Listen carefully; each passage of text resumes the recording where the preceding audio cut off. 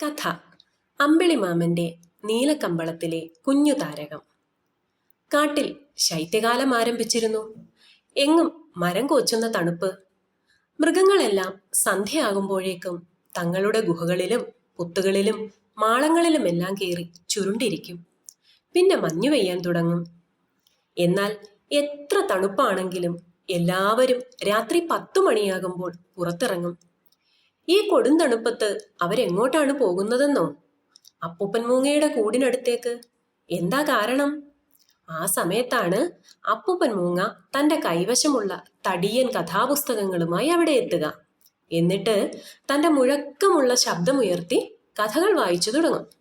മൃഗങ്ങളും മനുഷ്യനും സൂര്യനും ചന്ദ്രനും താരകങ്ങളും തുടങ്ങി എല്ലാറ്റിനെക്കുറിച്ചും കഥകളുണ്ട് അപ്പൂപ്പൻ മൂങ്ങയുടെ ഈ കഥാപുസ്തകത്തിൽ.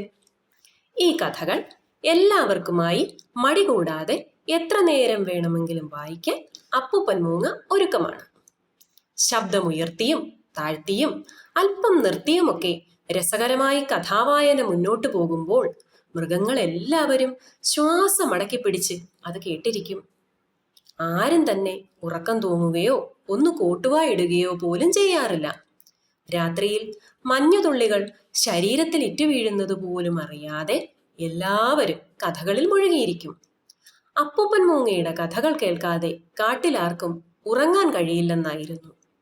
അങ്ങനെ അന്നും ചുവന്ന തടിയൻ പുസ്തകവും പേറി അപ്പൂപ്പൻ മൂങ്ങ കഥ വായിക്കാനെത്തി. മാൻകുഞ്ഞ് ചോദിച്ചു, ഇന്ന് ഏത് കഥയാണ് അപ്പൂപ്പ? മാൻകുഞ്ഞിനെ നോക്കി അപ്പൂപ്പൻ വാത്സല്യത്തോടെ ഒന്ന് പുഞ്ചിരിച്ചു. എന്നിട്ട് പറഞ്ഞു, ഇന്ന് അമ്പിളിമാമൻ തൻ്റെ നീല കമ്പളം കുടഞ്ഞപ്പോൾ ഭൂമിയിൽ വീണുപോയ ഒരു കുഞ്ഞു താരകത്തിന്റെ കഥ. എല്ലാവരും അപ്പൂപ്പൻ മൂങ്ങയുടെ കഥയിലേക്ക് കണ്ണും കാതും കൂർപ്പിച്ചു.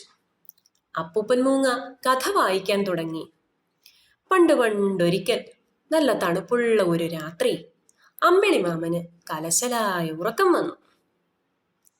ഉറക്കം തൂങ്ങി പൊത്തോ എന്ന് വീഴുമെന്നായപ്പോൾ നിറയെ താരകങ്ങളുള്ള തൻ്റെ നീല നിറമുള്ള ആകാശക്കമ്പളം അമ്പിളിമാമനൊന്ന് കുടഞ്ഞു വിരിച്ചു.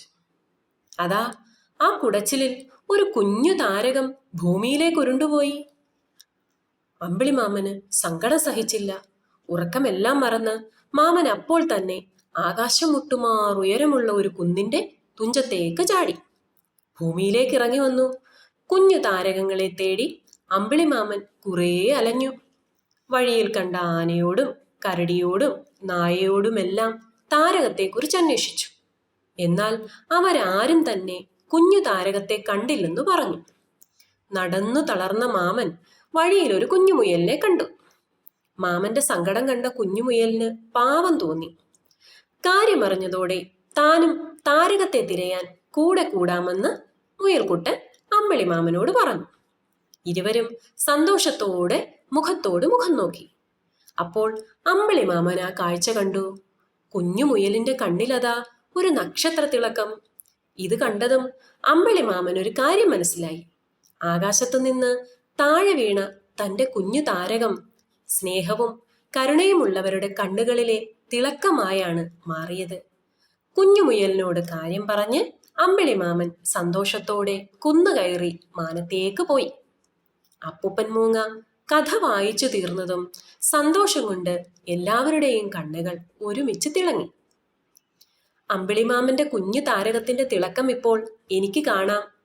ഇതും പറഞ്ഞ് തൻ്റെ തടിയൻ പുസ്തകവും പേറി അപ്പൂപ്പൻ മൂങ്ങ പൊത്തിലേക്ക് പോയി. അടുത്ത കഥയ്ക്കുള്ള കാത്തിരിപ്പുമായി മൃഗങ്ങളെല്ലാവരും തങ്ങളുടെ വാസസ്ഥലത്തേക്കും.